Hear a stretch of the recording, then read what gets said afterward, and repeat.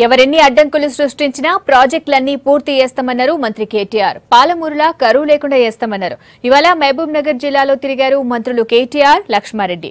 అభివృద్ధి పనులకు శంకుస్థాపన, ప్రారంభోత్సవాలు చేశారు. తర్వాత నారాయణపేటలో ప్రగతి సభలో మాట్లాడారు.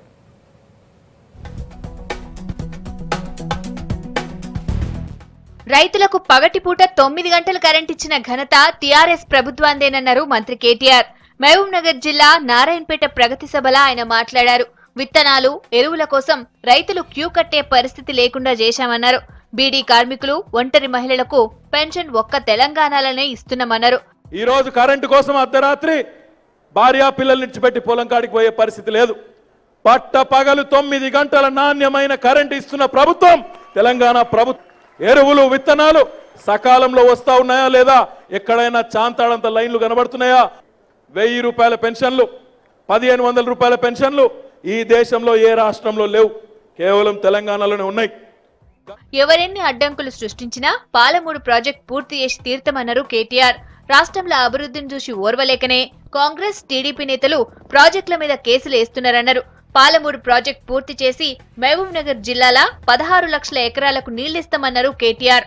ఏ పాలమూరు అయితే ఉమ్మడి ఆంధ్రప్రదేశ్ లో అన్ని జిల్లాల కంటే ఎక్కువ అన్యాయానికి గురైందో, ఈ రోజు అదే పాలమూరుకి మన ముఖ్యమంత్రి కేసీఆర్ గారు పెద్దపీట వేస్తూ తెలంగాణ రాష్ట్రంలోనే అతిపెద్ద లిఫ్ట్ ఇరిగేషన్ ప్రాజెక్టు పాలమూరు ఎత్తిపోతల పథకానికి దాదాపు 40,000 కోట్ల రూపాయలు శాంక్షన్ చేసిన విషయం మీ అందరికి కూడా తెలిసిందే.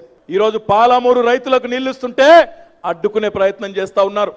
ఇదే జిల్లాలో పుట్టిన కొంతమంది దుర్మార్గులు ఈ రోజు కోర్టుల్లో కేసులేస్తూ కొంతమంది రైతులను రెచ్చగొడుతూ లక్షల మందికి ప్రయోజనం కలిగే విషయంలో కేవలం 10-15 మందిని అడ్డం పెట్టుకొని న్యాయపరమైన చిక్కులు కల్పించి, సాంకేతిక పరమైన చిక్కులు కల్పించి రైతుల నోట్లో మట్టి కొట్టే ప్రయత్నం చేస్తా ఉన్నారు. అంతకుముందు మహబూబ్ నగర్, నారాయణపేటలో పలు అభివృద్ధి పనులకు శంకుస్థాపన, ప్రారంభోత్సవాలు చేశారు కేటీఆర్, లక్ష్మారెడ్డి. మయూరి అడ్వెంచర్ పార్క్ లో రోప్ వే ఎక్కారు.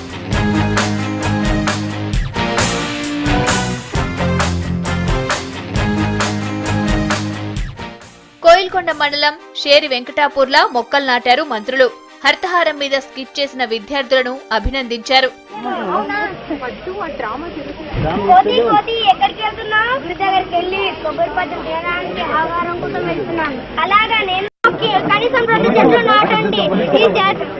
మన ముఖ్యమంత్రి కేసీఆర్ గారు చేపట్టిన హరితహారాన్ని విజయవంతం చేద్దాం.